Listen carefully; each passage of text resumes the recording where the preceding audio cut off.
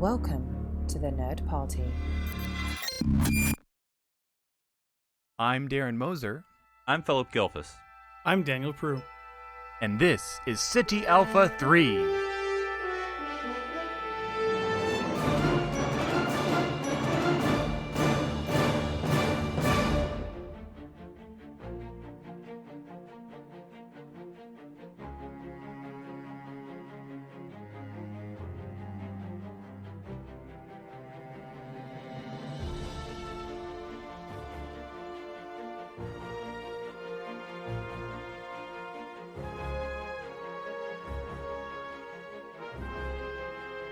Hello and welcome to City Alpha 3, a Star Trek podcast here on the Nerd Party Network. I'm Darren Moser, joined as always by my fellow Strandees in the future, Philip and Daniel. Sorry guys, I forgot to take down that cloaking donut, and so I guess you guys didn't read the directions exactly on how to get here, but just plug in your starship over here and we'll all start confabbing.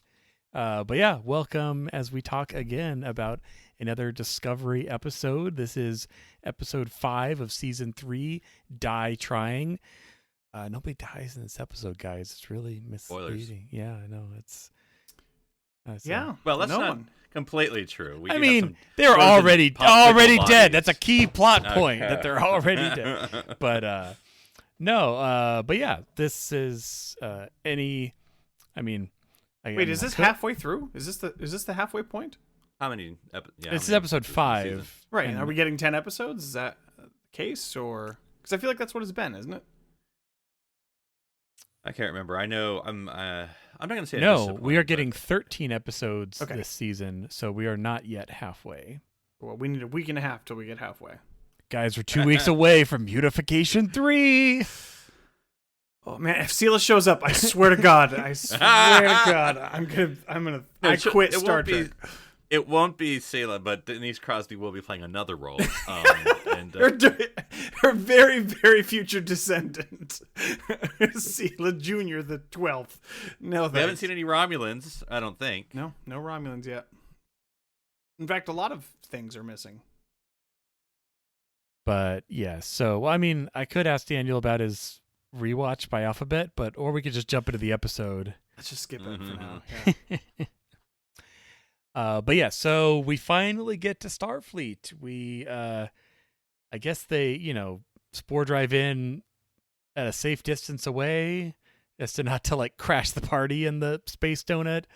Honestly, off the bat, I really liked the space dock. It was very different. It was not like a giant mushroom in space. It was a donut in space. But it was... Well, one thing I do have to address isn't neither good nor bad, but Daniel, was it you last week, or maybe it was Darren, but one of you asked, do they keep the shuttle bay open the whole time? And I was no, that's ridiculous. That's stupid. Every shot it's open. Closed.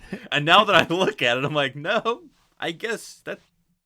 Maybe They trust that force field is stronger than any door. I guess, yeah. Yeah, maybe the doors are only used in emergency situations because they definitely. My theory last week was that maybe they close it during spore jumps, but no, this week they jumped with it open. So I guess it's fine. And there's always worker bees working. They don't batten down the hatches. Black alert. They're like, I gotta move these crates over here to this side, says the foreman. So I gotta keep working. It doesn't matter. I don't get any breaks. Look, I know how it is. I drive. It's 2005 Pontiac Vibe, and the back to the glass is right next to my knobs there on the left. So sometimes I accidentally pop it open. I didn't know the swing's open, but it's open. So maybe that's it. Either Detmer or whatever has accidentally just keeps hitting the shuttle bay door button. It's a common mistake. It's like your gas cover. Sometimes that thing just stays open, cover. Yeah, well, it's just, I guess Black Alert doesn't count as secure the main shuttle bay, but, well, that part's not spinning. No, it's we were talking about that last week. So, but yeah, I liked this, semi-cloaked kind of donut, and again, lots of ships in a dimly lit cavern, so we could barely see them. But and they were all sorts of shapes. But there were shapes. Yeah, they were. Yeah. Well, someone tweeted, and so it's not an original critique then. The exact nature, verbatim. But anyway, it's something like, man, I'm glad CBS All Access lit up this docking bay so I could see all these future ships and not make it dark as heck so I can't see anything. Yeah. So it's that, and it's the fact that it's because the ones in the back are copy paste. We all know it, so they just don't want to see and that's that. the thing. They actually went through at least some sort of design process for these blurry figures that we can. But they keep only showing them via the view screen from the characters' perspectives. So like it takes up like 13% of your screen, whereas in like traditional Star Trek, you'd get the exterior view of the ship so that you could see. Forget traditional Star Trek. Lower Decks has better shots of the Cerritos than. So it was frustrating because they were like all in awe of all these different designs, and you were like squinting, like, is that what that is? Like, yeah. Okay, all right, I'll take your word for it, I guess. It's like, computer, zoom and enhance, do something. We need to. But it's like, I think we all got spoiled, if you weren't spoiled already, about the USS Nog. So I was kind of looking for it, and I still didn't see it. It's kind of one of the, I guess, dove-shaped, kind of like, it's the last one. It's the one after... like all the ships they go by and they're done talking, and it's like the one that they pass as they approach the main area, the main circle. I don't know what to call that, but it's sort of very opposite of the Voyager, because they're like, we really want to. Yeah, for the fans. Yeah, that was like right really there. Like we have to. Okay, guys, it won't work if we don't stay on it for at least long enough to read the whole registry and the J. So NCC 74656. It felt so forced, and the image that they have looked weird. Like the Voyager's registry number with the F at the end, or J or whatever it was. J. Yeah. It I don't know. It just felt like it was really quickly slapped together, and I'm like, well, and I mean, I get it. I'm sure the thought process was, well, in that far future episode, it was the Enterprise J, so it's got to be the Voyager J, right? Doesn't matter the fact that the original Enterprise started in Kirk's time and our Voyager started in Picard's time, which is D, so it should technically be 4 letters earlier. Unless the Voyager has a very high percentage of terrible could happen as well. Yeah. Like every Voyager goes through some terrible circumstances. No. I was gonna say, it's weird that it took Starfleet that long to. I think it should have been the F, looking Voyager F. That makes more sense. But go ahead. I was gonna say, what took a while for Starfleet to name it Voyager, but they're inconsistent in everything. It's like there's a Define in TOS and a Define in DS9. It's not the same registry number. True. But I also like I'm a little concerned that Starfleet people don't know how to count letters in the alphabet. But they're also, a science vessel, Philip. Well, hey, at least it wasn't the Voyager 2. It wasn't Voyager 2 with the II at the end. Of course, I mean, and again, this is nitpicky stuff, but like, using the Enterprise, of course, as our prime example, it's not like they just name them one after the other. Like, it could just be A, B, C, D, because there's like 20 years in between these letters. Right, there should be, unless Picard is running it, and then you go through them right quick. So, yeah, that's the one lesson he took from Kirk. We wish he hadn't, but. No, I do, just for the sake of argument, want to imagine what the Voyager A was. They bring Admiral Janeway, and then, whoever 2 other people have to be there for the launching of the vessel. Who would be the the captain of the Voyager A? The incompetent captain? Yeah. I don't know. Harry Kim. He finally made it. No way. It's not going to be Harry. No way. It's got to be... I always thought I'd get a shot at that chair one day. It could be Neil. Not at the rate that he gets promoted, but...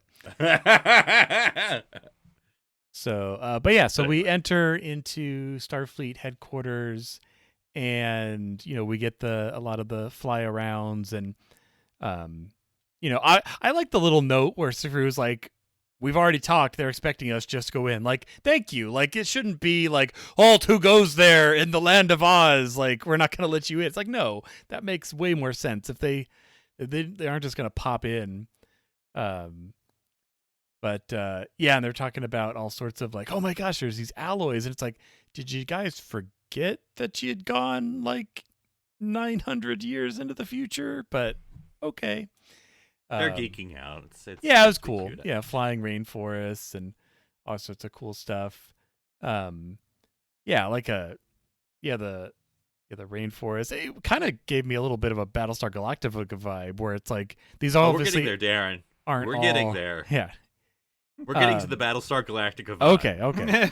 So we're there, and everyone's looking out the windows. No one's gathering in the main shuttle bay, the largest window in the entire ship. But, you know, Shuttle bays are just big windows. I mean, they're not, maybe because it's on the back, and they're like, That's all like, the oh, boring look at stuff. Oh, look at that Yeah. ship that we passed that everyone else has gotten to see for 5 minutes, and we see for 10 seconds. It's like, sir, can we back up into the Well, there's some helms people, not a lot, that like to do the back end docking. And that's usually your dad, though. But anyway. But yeah, but we beam over, and we're greeted by Admiral Vance, the Starfleet commander-in-chief, in what apparently was discovered that this is the rebuild of the Shenzhou / Section 31 ship / Starfleet, the pit, as I like to call it, because it's like the upper level and then the pit in the middle. But they did a great job, because I did not see those other ships in the construction at all. Is this where not lighting? yeah, it's true. Well, this was like the most lit up. It's like white. It's like, oh yeah, that's nice. Although apparently, like, the med bay's in the middle of the pit. I guess That's below. It's yeah. It's like it's like the So way if you shown, fall like, off the medical railing, shows you'll get. where the students are looking down like a teaching hospital. That's true. It was kind of like that, like a Everyone knows you keep like an Starfleet on operating top. theater. Oh, yep. So the upper command is in the higher tier above the menial Blue shirt blue section. shirt Yeah. workers. Hey, yeah. hey. So was anyone? And this is just making fun, of course. As we start off the episode, and of course, at this point, Jessica and my wife and I are watching this. It starts off the teaser, if you will. Like, we're gonna go see the Federation, guys. Don't worry, we're gonna get in. It's great, God, look, it's awesome, guys. I'm like, oh God, something bad's gonna happen. It's not something bad's gonna happen, because then we go into the It's Star Trek theme. Discovery. It can't all be I'm like, good. they're gonna be dicks like everyone else is in the future. That's something bad. It's just gonna. We can't have good things. We can't have good. And then we meet the Admiral, who's actually not that bad, but they're still kind of. I mean, he's not wrong by a lot of the. He fits with what I would expect from a post-burn Admiralty, and the fact that they've pointed out. I mean, our people have pointed out that, oh yeah, we erased all of our records, so yeah, those won't be there. It's like there's literally nothing to verify. Okay. I mean, how good are our records of Hang 1,000? on, I mean, I hang know. on. Go ahead. We've got to talk about this, because it's very implied that the dude who is in interviewing God, Georgiou. I don't even like talking about Interrogating. it, but the interrogating Yeah. Georgiou is Glasses. somehow connected to Section 31, right? It's very Sure, why not? implied. Clearly. By the way, if Section 31 existed to this timeline, there is no possible. I'm sorry, I just don't buy that Discovery, or sorry, not that Discovery, but Starfleet would have erased all of the plans for the spore drive when they knew that it worked and it was a form of propulsion that could get you anywhere at any time ever. There's no way that kind of thing goes away. You open Pandora's box, you don't get to close it again. So it bothers me that they say that there's no evidence or anything like that. Fine, if like all these people's personal files go away and stuff like that, that's fine, or the Discovery. Spore drive stuff should still be in there. It bothers me that it's not. I was just kind of frustrated with that. Well, we start to get some name drops and a little bit of like current history, because we're basically standing on the bridge, quote unquote, of the Federation bridge, I guess. I don't know, the pit. But well, I just I was just gonna a say couple this. things. Like we learned about Kaminar was in the Federation, so that's kind of cool. That's Saru's planet. Again, it's been a long time, so that's not the biggest of surprises. And we learn a little more about the Orion, Andorian, Emerald Chain co-op that apparently is bad. The bad guys. But what were you going to add, Philip? Well, I'm just gonna, and it's not a big bugaboo, but like, Starfleet and Federation, it's the same place presumably. I mean, we all know it's Federation, right. Starfleet's part of the Federation, but like, so we. It see seems like they're Starfleet. merged. There's one organization at this point. But like, we don't, and we don't have to. I'm not. This isn't a. I mean, I didn't hear any president announced. It was just the head of Starfleet. Well, there was two explicit references to that. Saru, before they get there, says that we're going to Starfleet headquarters / the head of the Federation, and he says they're one and the same base essentially because this is all that they have to go to. And then the admiral also says that all of the civilian government exists there. We don't see them. But because they can't afford extras. Yeah, after the burn, the Federation Secretary of Education. Yeah, I was gonna say. I mean, you laugh, but it probably happened. Yeah, so there is some semblance of civilian government there, presumably, but we don't see them.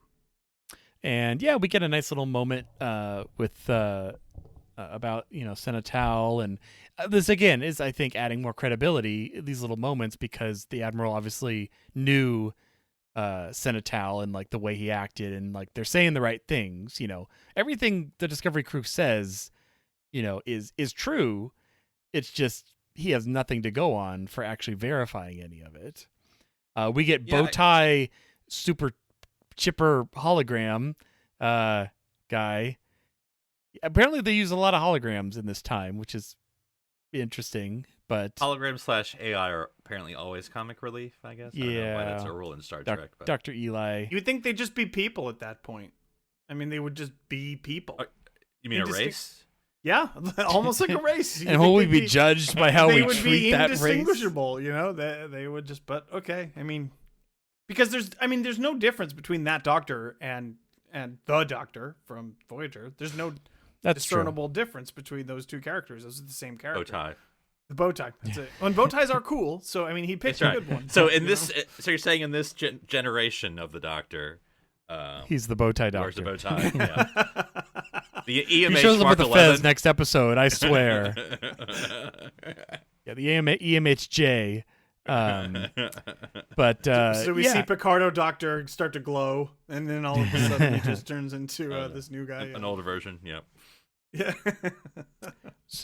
But then we move on to, I guess, our B plot. I don't know, the main thrust of the episode, where we have these sick Keeley refugees, and Burnham just wants to help in her way. But yeah, can we just address, because like this is part of it. It's the setup for it, right? So the admiral sits them down. He kind of debriefs them a little bit. They talk, and they say. He says, first thing he says is, we'll dock you and we'll debrief you and scan you. And he goes, we're going to upgrade the Discovery. And then he said, which I'm like, yeah, cool. That makes total sense. Get them up to speed. By the way, this is a thing they should do in the next episode now that they're all nicey nice. Anyways. Yeah. And he goes, and we'll reassign everyone. Well, that doesn't make any sense. Nobody knows anything. How are they going to, they're all going to be useless everywhere else. Why would you? And it's just to set up. It was fine. It's fine. It's just. I'm just picturing Scotty like, oh my gosh, your transducer is in backwards. Like, no, it's okay. Just put it back. You're old man. Jeez. Yeah, I mean, it's basically the same thing. No, that's a really good point. Yeah. I mean, obviously, it's there to create drama and tension, but yeah, that isn't the smartest move. I just was like, okay, you don't need to do that, but it's fine. It sets it up. Whatever. It's fine. It's a conceit that we're all going to go by, which is. Fine, I'm hand quoting. Fine, that they shouldn't actually be able to use anything. Honestly, they should be. Any technology should be utterly unrecognizable to the Discovery crew at this point. I mean, it's we go back 1,000 years. I mean, we're not gonna. I don't know how to use any technology. For an absolute fact, you should not know how to blink an advanced AI to death. For some unknown, godforsaken reason. Oh, God, I don't even want to talk about that scene. But, yes, you're right. The only thing I can think of in terms of that, Philip, is that it's so advanced that the technology is so smart that it kind of interfaces with you on its own. That way you don't really even need to do anything. It just kind of knows what you want, sort of thing. Yeah, it's an extension. And this goes into the principle of, like, theoretically, there's like a 5-person crew on each starship or something, Yeah, something stupid. That's true. Beep, beep, beep, beep, beep, beep. What does that mean? Yeah, no, and so we also learn in our info dump that there's 38 member worlds remaining in the Federation, which is not a lot, down from 350. So I'm trying to remember what's like, the what, first contact 10%? number, but I can't remember. When Picard's talking to Lily, I don't remember. I'd have to look it up. Oh, But anyway. I don't remember. Does he name a specific number? I don't remember he gives a number, but I haven't watched that movie in a while. I think he does, but it's fine. Because I was trying to think like it's 350. Felt like Kirk in Star Trek 4. Is that a lot? 358. Yeah, maybe. And apparently, like subspace relays. Honestly, I think they talk about the subspace relays being disabled, and I'm like, so what you're saying is Discovery's first mission should be load them up with like 100 subspace relays, and they just jump around and reestablish basic communication. Like that sounds like a great mission. That's like relays, they can still communicate at the speed of light without subspace relays, but that's very slow. It's sure. But there are also other forms of communication that they've come across, is my point, right? Yeah. It's not just subspace. That I get it. Like maybe they can't video chat with whoever, Andoria or whatever. But I just whatever. Yeah, you're right, Darren. You mean It's a perfect holographic mission. project, Daniel? Nobody video chats anymore. Yeah, what is this 2D screen? You offend me with your outdated technology. I like that. Like they should be like you could just use the 2D screen. We could contact anyone. They just look at them like, what are you talking about? Yeah. They're like, it's like, oh no, our system that uses like 8,000 teraflops of data each way. It's like, or you could send like Morse code. It's like, what? This is barbarism. It's like when someone asked me to make a phone call, and I'm like, what are you? What are you talking But that's about? not what this is for.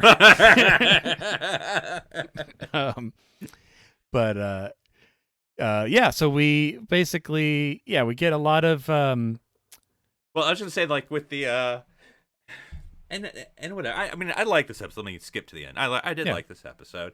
I had trouble connecting with it. Like in other words, I'd watch it going, you know what? I bet this is good. I don't personally care, but maybe that just says more about me. I just none of the characters I'm like really caring about. But I'm looking at it like, no, this is emotional. But anyway. But all this to say, I was like, man, this is such a side quest episode, Daniel. This isn't even like the main plot. It just reminded me like Into Darkness with like Kirk like going like, McCoy, why you messing around with that Tribble? I don't know, just this sort of like Michael like, hey, what's up with that sick alien over there? It's the side quest to prove that the Discovery is competent on its own. That's literally their hand They needed more given reputation points. Yeah. Well, for but sure. this because of the whole It's like the tutorial. The fact that they say, oh, it'll take us 5 months to get there is like, but not for us. So it's like this mission is hand picked to showcase Discovery. Again, but you would think so they get there, and then you would think that anybody else with future technology would be able to just beam the seeds out. By the way, why can't they just replicate seeds? Are you telling me they can't replicate seeds? What is this about? I don't understand. Programmable matter. Programmable matter was or when they take the seeds at the end, it's like, don't you want to take like half?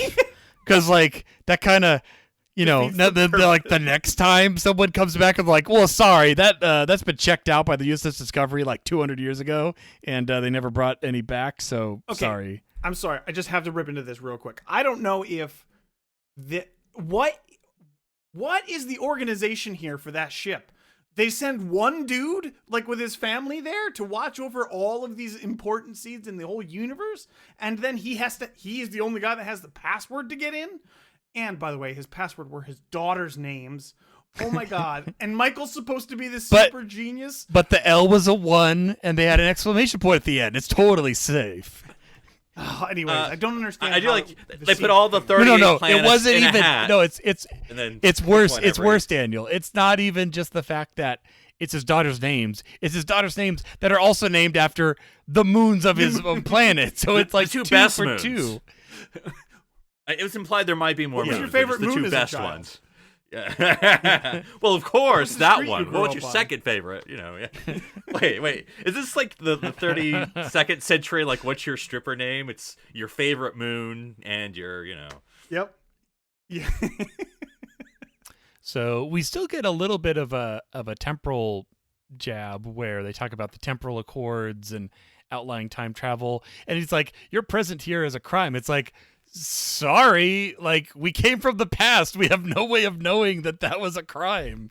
It's like, I thought he was going to say when he was saying that line. I thought he was going to say, "Your presence here is an act of war," and I'm like, "Oh, that's interesting," but he didn't say that. He said, so thus it was not interesting. But so it was not interesting. I So, mean, they. okay. I don't know if they're going to go anywhere with that, but it's interesting. I think maybe it's their kind of way of just confirming that, hey, we're not going to time travel back into the past. That is not a goal in this episode, in this show, which I'm fine with. I do kind of like that they address it. I mean, as little as it is, but there's like a reason, like, you know, and it's kind Does of. that mean we're not going to get the wacky time travel episode where we go to present day Earth, guys? Because Oh no, the one thing Discovery needs. I don't know if I like it. I mean, liking it doesn't matter. Whether it works or not. I appreciate it. I guess I'll say it that way. But it kind of reminds us of when we make fun of the Picard logs. You know, that the person reviewing that over at Starbase, whatever. Oh, right. you have the admiral, or you have the interrogators going, getting the montage of the Discovery crew listing what happened during seasons 1 and 2. They're like, you have a sport, you have a mirror universe, What happened? Yeah. No, and I think what I'd like to talk about on the second half, if we get to there, of our podcast, is more about the Admiral and just the way they're portraying that character and badmirals in general in Star Trek. From the Mummy. But An awesome guy from the Mummy. oh, was he? Which guy was he in the Mummy? He's the guy. I don't remember his name. He's Emotep. The head of the good The guy ninja, squad super ninja, Oh, mummy fighting squad guys. had like yeah. the Yeah. tattoo. Yeah, the guys that are bound to always destroy the mummy. Oh. Yeah, It's he just doesn't look been- the same without his long. He had the long hair there, but Yeah.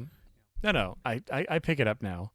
Yeah, my wife was yelling "Badmiral" at the TV the whole time because I thought it was going to be a Me. Badmiral too, but it turns out so far he's a nice dude. on the scale of Badmirals, he's But yeah, so then we get Daniel's favorite scene with the two holographic officers. Really, again, they're like, "Oh, we know you're Terran," but I don't even know. he was very smoking man, which I don't know if that was deliberate or not for the X-Files fans. That's true. The smoking gunman. We find out some interesting things. I will say, like, I gotta hate Well, that's George- That's Cronenberg, right?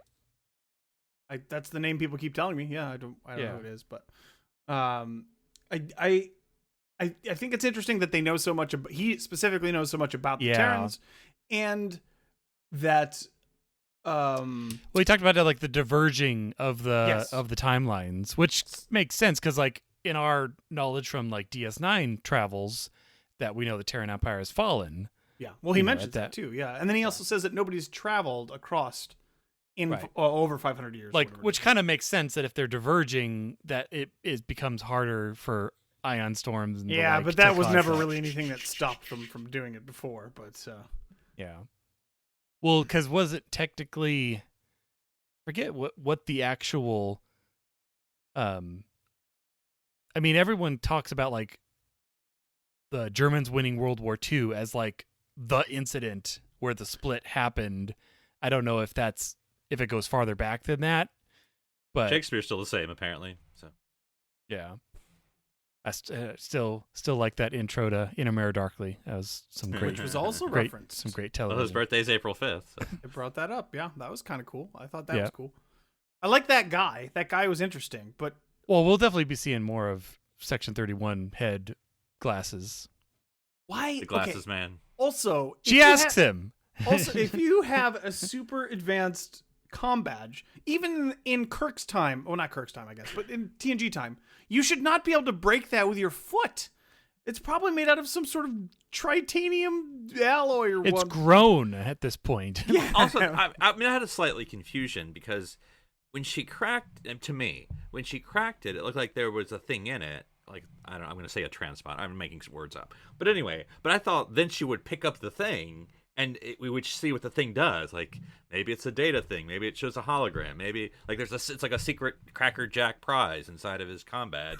But I'm like, but then it was just like, I just broke your badge, and that was what happened. Yeah, I don't. Yeah. Anyway, moving on. Act 2. So also, I mean, so we have. There just seems like a lot of. Oh, go ahead. I'm feeling, and this may be me and projecting, they're really pushing spinoffs. Like we're focusing on, because I don't know when Section 31 is supposed to take place. I don't know if they know when Section 131 is supposed to take place. The series, I don't know. Like, Section 31's taking place. Wow. And then we have, not to skip to the end. We have Nhan now has her own spinoff. Nhan in space on the seed plant station. But anyway, sorry. I just felt like Yeah, that was kind of it. No, well, I mean, and talking about Nhan for a second, like I like her character, and it was kind of surprising, like because you keep her. I mean, her character gets on Discovery, so she's in season 3, but now on the 5th episode, she's gone. Which I mean, I guess that's. I mean, heck, they kill characters and move them and do whatever. It was just. Yeah, I wish I liked that it focused on her. I didn't realize it was because she was leaving. Like she's out of the show. We should know that. I mean, one episode lady. that focused on Arium, like, is when she dies. So if they have an episode that focuses on Saru, again, I don't know why that is. Like, focus on these characters. That's cool. That was cool that like we learned about her culture and stuff and whatever. And it was part of the plot, which was until... And it's a TNG species that we haven't really known about. That's and always been cool. It was part of the plot up until, of course, Michael had to come in and save the day instead of the person that they set up for the whole episode to come in and save the day. I was like, oh, come on. At least they brought Dr. Colbert along to convince Michael to save the day. But yes, he was there. Yeah. And to me, he was really, and again, not meaning to skip ahead, he was playing, this isn't a criticism, but like he was really playing a McCoy part. Like he was like he was bringing the humanity, if you will, to like all the discussions. Like he was like, I mean, I really felt that. I don't know about anyone else, but like I felt like that's McCoy he's doing right now. And I'm not saying he's like imitating him, but I'm saying that role of McCoy of bringing the humanity, the emotion, the all that, and directing characters to be human. He was really pushing that. Yeah. But we also have Saru leaving himself as a hostage, kind of, I mean, I get Michael in command. We got some ion storms, we got Black Alert, and you get some cool, again, Oquishin. Well, I mean, Lieutenant Krabby, is that, again, we just have to have a Krabby person every episode. Oh, the new, well, she kind of started to turn around. I mean, of course, you're going to have the antagonistic future people that don't trust our main characters. Well, at some point, I think Commander Burnham would be like, all right, Lieutenant, you can have a seat. I don't know. Can you pull rank on somebody that knows so much more than you and you haven't existed in this record? Can she pull rank on her? And then she spits back with, actually, I looked at your file and you were Starfleet's first mutineer. How are you still? Speaking of which, is it me, or are they really pressing that button every episode? Like, I'm familiar with the series. Which but button? Like, the mutineer part? It's been twice this season where it's like, Michael, of all people, you should know. I'm like... Oh, I haven't thought about the mutiny in, like, ages. Like, I didn't even think of that. They mentioned it twice this season. Yeah, Saru threw it back in her face pretty blatantly at the end of the episode when he's like, you don't get to, like, determine which orders are proper and stuff. Well, I understand what you guys are saying. I was taking that totally in the vibe of her year away and the way she used to do things when she was on her own. That's what I was interpreting it as. Like, yeah, Saru was still saying, like, yeah, he's like, get our hands on, we don't do it that way. I was thinking more like, yeah, when she was on her own for a year and had to make her own way. That's why I didn't even think back to mutineer time. That was so long ago. Well, he specifically says you don't just get to disobey direct orders because, you have a pretty bad record of that. And it turned out pretty badly. And you started a war. Our first act will not be, which I feel is an interesting thing because I feel like Discovery would totally pull that. Like, yeah, let's steal the information because that's what we do. Steal the ship. Let's just go show it we're the best things in the world. Right. And it's like Discovery's like, oh, I know we're Starfleet. It's interesting. It's like, it's like when a company merges and you get like a new boss, but you still know how to do stuff, but you still have to like convince the new boss that you can do your job. And because it's like, this is obviously not, I mean, I wasn't expecting it to be like Lower Decks level of acceptance, because that was always fun, but I guess they have to earn that. That's such a good analogy, Darren. I didn't think of it like that, but it kind of is. That's because exactly like that what's was the best. here. Because that was like the best part of Lower Decks, when he like changes jobs and they're like, "Yay!" It's like, what if the Admiral was like that, where it's like, "Oh my gosh, we're so excited you're here, and we could use all your help, all hands on deck." Well, yeah, I don't blame the Admiral though. I mean, that I imagine would be a big resource drain for something for like a while. Like Discovery probably. Besides the fact that Discovery has the amazing plot armor of being able to go anywhere at once at any time, there's a lot of that's a lot of people you need to re-educate and kind of and upgrade the ship and the ship and all this sort of stuff. So I really hope that they do that though. Like I hope that it's not just Discovery is the only people capable of it. Like I hope it's like, well, Discovery's now part. I mean, of I'm bigger expecting group. at least a couple of 30th century officers on the bridge now. We should have some of those people. Absolutely, yeah. And they should all get everything. All the uniforms should change. All the technology should be upgraded. Everybody gets personal transporters. You get a personal transporter. You get a personal transporter. I mean, I'm kind of was hoping for that, because I know just based on the promotion material for this season that they were going to change the comm badge. But I'm like, shouldn't we just be wearing future uniforms? Like next episode should be. That's true. Here's your new uniform. I mean.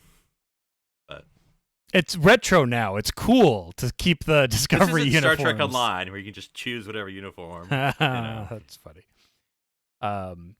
But anyway, with our plot moving on, we get to the Tirkov, and by the way, those dang ion storms. Always got to watch out for those. Understand everything that follows in the plot from now on. 80% of it I didn't follow, and that's whatever. The story I followed, but the details of like the ship, the seeds, the thing we need for and I'm like, whatever. But like the ship, because Michael's like, oh, that ship was in service. Like, it's not the same ship, right? It's just the name of the ship, or that confused me. I don't know. It doesn't make any sense to me. Yeah, and I just moved on. Sorry. All I know is Mr. Freeze was on the ship, because they took his backstory almost verbatim, except his wife was still alive. His wife was still alive when she was frozen. But and then sweet Nora. They sprinkled in a little bit of the next phase, of course, because the guy is Phase, and a little bit of the Enterprise episode with the transporter guy's son. Oh yeah. Oh yeah. Mm-hmm, mm-hmm. Well, and I'm kind of surprised that they didn't. When they're trying to describe him, I'm like, do you not have the word pixelated in your because like that's what he is, but like they used every word but that word, which I mean and sorry to skip ahead, but like it may be whatever. When I forgot her name, the security commander was watching. Nhan was watching the log, and the guy's pixelated, and it's like, oh, what the freak's going on? And then Culber's like, hey, can you come over here? And I'm like, did you not hear that? Like, you're like a couple meters away. Were you not listening to the death log that just played? No? Okay. Yeah. And then, like, sorry, Skip, but, like, Michael gets it. Like, nobody's using communicators. Culber and her's like, oh, there's this thing. Let's go shoot at it. I'm like, you don't want to tell Michael that there's killer melty hologram? No? Okay, we're just going to go ahead with it. And then at the end, when the guy's like, no, I can't leave my family. And I'm like, yes, if only there was some sort of technological device that can move matter of your family to another place. Yeah, why couldn't the family go with them? There was a lot I did not understand about the end. Yeah, I didn't mean to skip ahead, but it's again, just like, you should not. If this is literally a priceless sort of relic, if this is a feature of the Federation that they want to hold on to for generations and generations, you don't assign one person to it. What is this nonsense? And he just sits there, and then. Well, he didn't. They assigned 3 people to it. No, they assigned him to it, and he got to bring his family because nobody checks in on them, apparently. Yeah, I don't know. Anyways. But yeah, we basically covered the rest of the episode just with like lots of being unsure. I mean, what did you? Okay, here's another part that's subplot, Red Angel-ish. What did you guys think about the lullaby thing, where where Senatol and played it Now on we Got the to the cello. Battlestar Full Galactica circle. part, people. Yeah. Why? What is this? Tell me, because I have no idea. I really don't. What is this? It's the harmony of the burn or something. Yeah, is that what it's going to be? Like something that was connected to the... What is this? What is this supposed to imply? I don't know. Connected. That's what I'm asking, guys. I don't know. I don't know. I don't... Is this a holodeck program? Is any of it real? Why can... I mean, there's a zillion reasons why different people could have known the same tune, of course. But of course, that's not what they're suggesting. They're not suggesting that there's going to be some sort of mundane reason, like, oh, it's like a chord progression that makes sense throughout the universe. Of course, it's going to be something crazy, like Michael Burnham has to come back and create the tune that created the universe or whatever it's going to Wait, you mean like it's something crazy that if she wrote the notes down and put it into the navigational system, it would be where the new home is located? Something crazy like that? Is that what you're talking about? It could be something like that. I don't know. I actually really have no idea where they're going to go with this storyline. I don't know. Well, it's interesting, and it's neither say it in a good or a bad way, that they're creating these mysteries and then solving them in 3 episodes. Which, I mean, we complain about Spock's shuttle never being solved, right? But like they're just saying like, oh, we got to find the Federation. And then 2 episodes we find it, and then it's like, oh, we got to find this, and then 2 episodes we'll find, which is not a bad thing, I guess. I mean, we really don't have an overlarge arc per se right now anymore, and that's a new way to do things. That's not a complaint, so I don't know. Hey, you know what? The president of Starfleet now knows that Detmer has some real issues. And if it gets to the president and he still doesn't do anything about it, I'm out. I don't know, man. Did that have counseling technology in the... Somebody's got to talk to her if everybody knows this is a thing going on, because they keep bringing it up. No, I don't understand. I don't understand. Like he's like, oh, your whole crew's, I mean, I'm not making fun. It's like all mentally psyched out. Just mentioning it. We're not going to solve it. no. But I'm just throwing it out. Yeah, there. I mean, yeah. There's no way to solve that. How about It's some like- R&R, man? Like Go to the jungle planet. yeah, Surely. Spaceship. Surely. No, Is like the Risa jungle. still around? The sorry. rainforest spaceship. Oh, yeah. They just said it was right there. they have some sort of a cafe in there. Well, and I'm wondering now, what do you guys think? Like what is the course going to be for the rest of this? Like, we don't have the mission yet. You know what I mean? Like, It's going to be the burn. I mean, I assume that's... discovering what the burn was. That's true.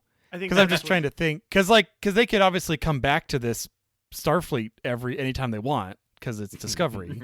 The only reason they didn't before is they didn't know where it was.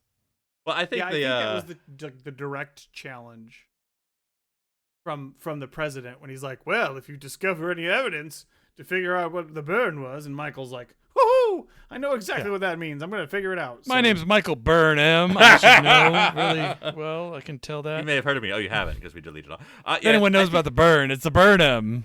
If they ever do that, I will quit.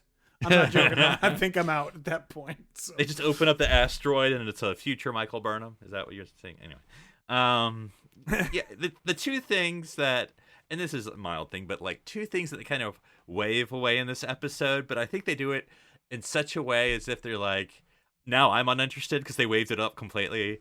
First, you have the admiral being like, oh, what's this magical sphere data? And they're like, blah blah blah, and he's like, okay. I'm like, really? That seems like something you. It's like 1,000 years of give data. a blank About the past? We don't care about. We the know all past. that. That won't help us here in the future.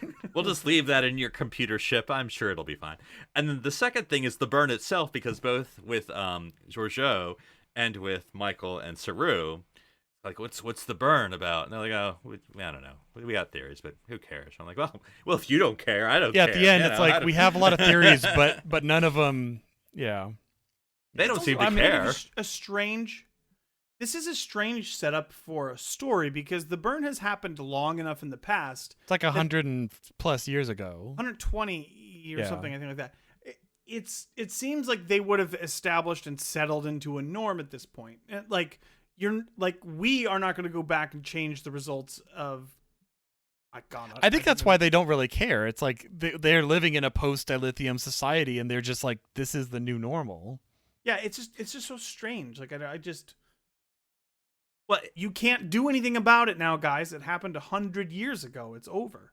I guess unless they time travel, maybe they'll break the rules and they'll time travel and they'll fix it. I don't know. Because one thing, as this sort of my wrapping up, if we want to move yeah, on to anything else, is that I did like this episode because and again, I liked it, but I don't appreciate it. But that's my problem, I think.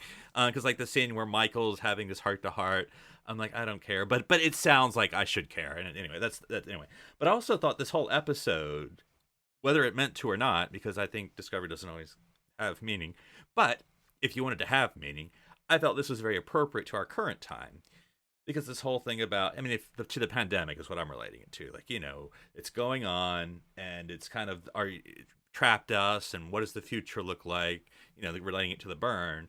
And this is the part about, the whole Renaissance speech, if you like it or not. But it's sort of like moving on, look up, and not moving on in a like it doesn't matter, but like, what's the future look like? We have to move forward. We can't just be in this sort of, we're going to stay here and hope magic happens and the world goes back to like it once was. Well, it's not going to be like it once was. It's going to be like a new normal or a new future. And so I felt like that's what I felt this episode was very appropriate for this time. And maybe that's me reaching, but that's kind of the value I got from like, we're not just going to be stuck here. We're going to look forward to what we can do from now on. Yeah. And actually answering your question earlier, Philip, on Memory Alpha, they say, so in First Contact, Picard says over 150 as of 2373. And then we know it got up to 350 at its height, which makes sense because that was like several hundred years later. And then now it's down to 38. So lots of planets. Again, I think every time we get a new one, we're going to pencil it in on that flag. But yeah, what was your overall thoughts, Daniel, on this one as we died trying but didn't die or tried? Yeah, I actually I liked it. I was frustrated with like the setup of the seed station or whatever and a couple of other things, but I hope that they pick up the mantle and move forward in an interesting way. And although I'm a little nervous about the music stuff, because that feels very much Red Angel to me. It feels very, very much like that like they're going back to that. The mystery. Yeah. And I don't need that, because it just ends with Michael doing something and saving the universe and all sentient life. Which, by the way, she totally humble bragged in front of the Admiral about. You're welcome. It's like, sorry, Victor's write the history and we didn't write that history, so we don't care. But I really, actually, I last thing I just want to say, I liked that they focused on Nhan, and I wish she didn't leave. I wish they just did that with characters. Have an episode like, classic Star Trek. Are they gearing does. up then to get rid of Detmer then? Because we're starting to focus on her. Maybe they're really ramping up the for her death last knell. Episode. Yeah, but I liked that it was like all about her and her culture, and like it fit and it worked. And I really wish they just gave her the payoff at the end of the episode that she convinced. Oh, she only knows the culture about death for her culture, and she can help convince. That's true. She should have been but instead she was like, "You don't get our culture. I wouldn't say that." But you're right. She should have been the one to break through to him, because but only Michael could do that for some reason. Yeah. Anyways, but yeah, so I liked that part of it, and I hope they continue to do that, because why not? And you don't have to focus an episode only when somebody leaves, because we'll actually get to know the characters and like them before they leave. Well, but we're doing that with Detmer. I mean, not knowing her as much yet, but we're obviously she's had more focus in these last couple episodes. We're going to find out Control is got a hold of Detmer. Control now has a hold of Georgiou. Control has a hold of whoever. Oh, this new guy with glasses now. Who knows? It's going to be crazy. But yeah, we'll see where it goes. But yeah, so next week is episode 6. It'll be called Scavengers. And I believe Booker is back. I know you guys were worried. He's back. And yeah, I don't even remember what the intro or the little blurb video was, but I'm sure we'll have to. I think it was crazy scheme to get what we need time, because that's what we're doing now. But yeah, overall, I think it's been an interesting season so far. I think interesting to see a lot of setup still. I feel like we haven't kind of shifted from setup to payoff yet. But maybe that's because we finally just got to the Federation, which was kind of the first step. And did nobody connect to that guy on the starbase? Is he still out there? Like, hope I get a phone call someday. That's a good point. I hope they go back to him at some point. They should at least. Or maybe do Operation Starfleet Relay and reconnect, because that'd be great. But anyway. All right. Well, Philip, if someone wanted to talk to you about your favorite bow tie wearing doctor, where would they find you? They can find me on Twitter at handle NC Public Servant for all things Doctor Sci-Fi related. So if I have a question about Darren, I can come to you. And Daniel, if someone wanted to talk to you about why you're wearing fashionable black glasses, Section 31 operative, where would they find you? Honestly, I thought they made me look cute. You could find me on Twitter at OneUpDan. That's number one. Not the word, as in glasses are the best. And if someone wanted to talk to me about which character is going to get the focus, air quotes, next on Discovery, they can find me on Twitter, Twitch, or Instagram under username Dr. Sci-Fi, DRSCIFI. I'm Darren Moser. I'm Philip Gilfus. I'm Daniel Prue. Stranded here on City Alpha 3 in the year 3000.